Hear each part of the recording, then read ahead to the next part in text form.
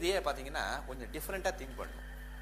அதுக்கு தான் சொல்லுவாங்க இதில் மாற்றி யோசிமா, வேறு ஆங்கிளில் பார்க்கணும். ஓகே, இப்போ நான் என்ன சொல்கிறேன், இன்னுமே என்ன பண்ணக்கூடாதுன்னா வாட்டை போட்டினாலும் ஹவாயூன்னு கேட்டாலும் நீங்கள் இந்த ஃபைன்ங்கிறத எடுத்துடணும். ஆமாம், ஃபைனுக்கு பதிலாக நிறைய வார்த்தைகள் இருக்குது, நிறைய இருக்குது, 1 2 இல்லை, ஏகப்பட்டது இருக்குது. அதெல்லாம் என்னென்ன அப்படின்னு கொஞ்சம் யோசனை பண்ணி வைங்க. ஓகே, மீண்டும் நாம் அடுத்த நிகழ்ச்சியில் சந்திப்போம்.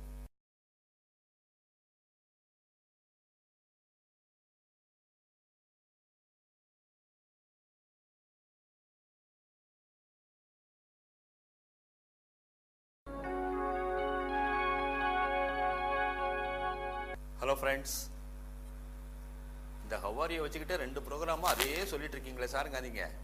ஆமாம், அதுக்கு முன்னால் உங்ககிட்ட கேட்குறோம்.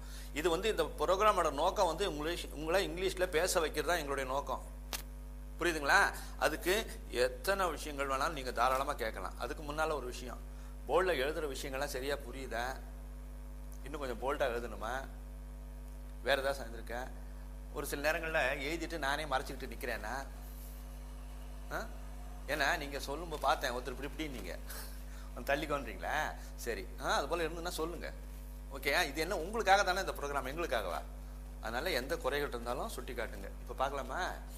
சரி, இப்போ நான் என்ன சொல்கிறேன், ஹவாயின்னு ஒருத்தரை பார்த்து கேட்டோம், அவர் ஃபைன்னு சொன்னார்ல, ஹவாயின்னு கேட்டார், நம்ம ஃபைன்னு சொன்னோம். சரி, வாட்டர் போட்டியூன்னு கேட்டேன்,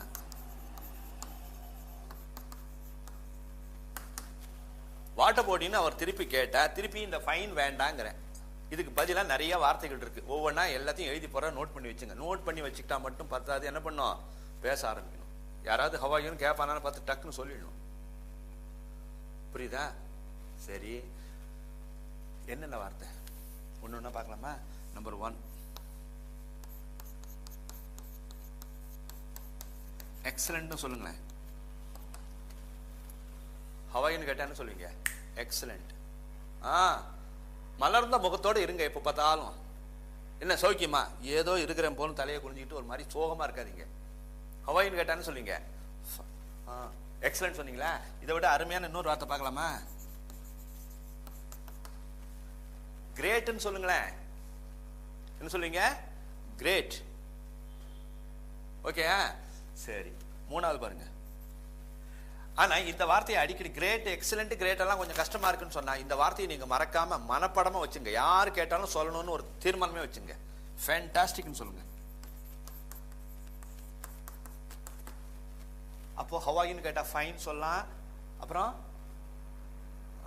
இது போல வாட்டர் போட்டியூன்னு கேட்டா, சரி, இப்போ இப்படி ஒரு சந்தேகம் வருதா சார், நான் ஹவாயின்னு ஒருத்தர் கேட்டேன், அவர் எக்ஸலண்ட்னு சொல்லிட்டாரு, திருப்பி வாட்டர் போட்டியூன்னு கேட்கிறாரு, நான் திருப்பி அந்த ஃபைனை சொல்லலாமான்னு, அந்த ஃபைனே வேண்டாம்.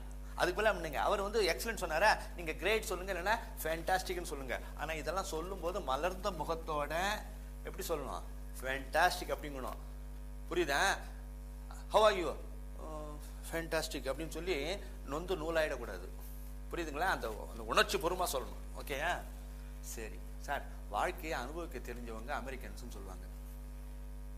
திங்கக்கிழமையிலேருந்து வெள்ளிக்கிழமை வரலும் சம்பாதிச்ச பணத்தை சனி ஞாயிறுல போய் செலவு பண்ணிட்டு வந்துடுவான். புரியுங்களா? வாழ்க்கையை வாழ தெரிஞ்சவங்க. அவங்கள பார்த்து யாரையாவது பார்த்து ஹவாயின்னு கேட்டா, அவங்க சொல்ற வார்த்தை நீங்க கேள்விப்பட்டிருப்பீங்க, ரொம்ப கூலா அப்படி சொல்லுவான். என்ன சொல்லுவான்? கூல். புரியுதுங்களா?